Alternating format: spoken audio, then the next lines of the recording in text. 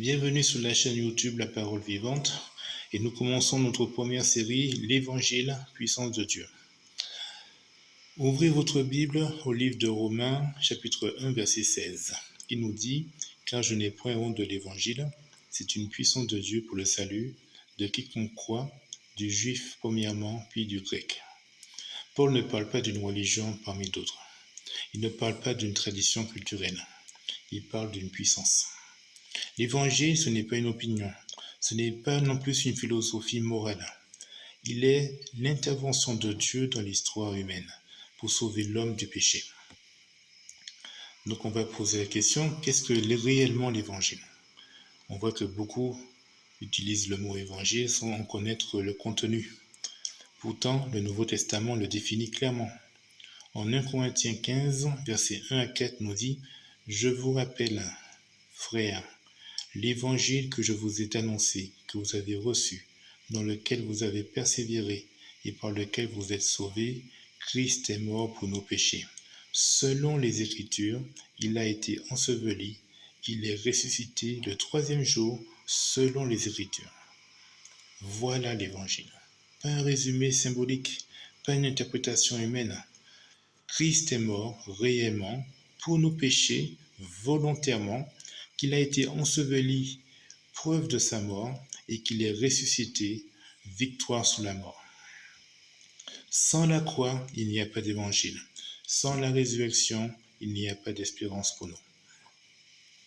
Donc, pourquoi justement l'homme a besoin de cet évangile? Parce que le Nouveau Testament est direct sur l'état de l'homme. En Romains 3, verset 23, il nous dit quoi? Tous sont péchés et sont privés de la gloire de Dieu.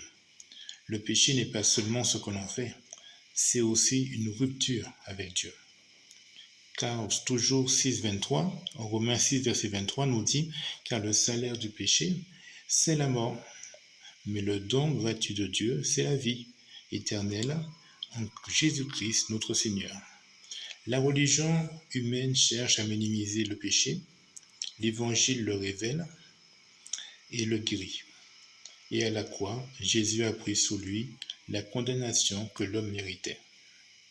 À la résurrection, Dieu confirme que le sacrifice a été accepté. Mais nous voyons aussi que l'Évangile est une puissance qui agit, selon Paul, qui dit que puissance de Dieu pour le salut. L'Évangile agit réellement. Il convainc, il transforme et il libère. En Hébreux 4, verset 12, nous dit « Car la parole de Dieu est vivante, efficace, plus tranchante qu'aucune épée à deux tranchants. Elle pénètre jusqu'à partager l'âme et l'esprit, jointure et moelle. Elle juge les sentiments et les pensées du cœur. » Quand l'évangile est prêché fidèlement, il ne laisse jamais le cœur intact.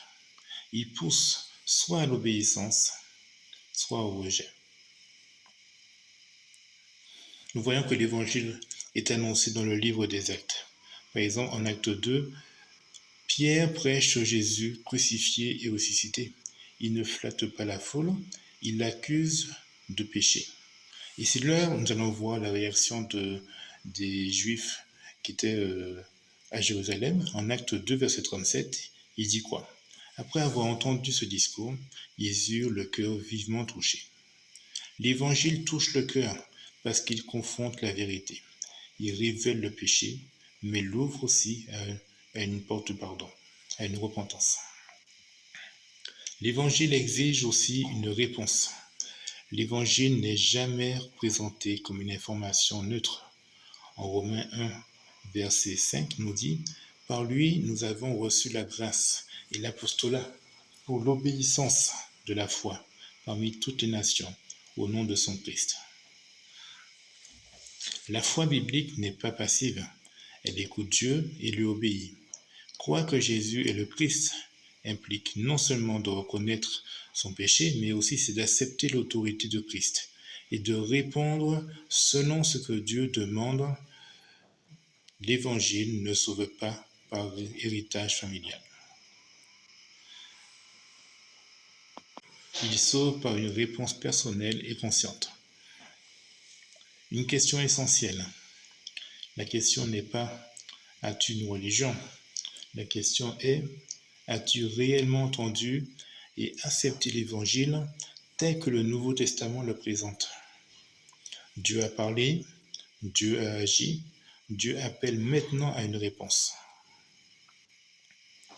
En conclusion, Paul disait, je n'ai point honte de l'Évangile, parce que il savait que cette bonne nouvelle a le pouvoir de sauver.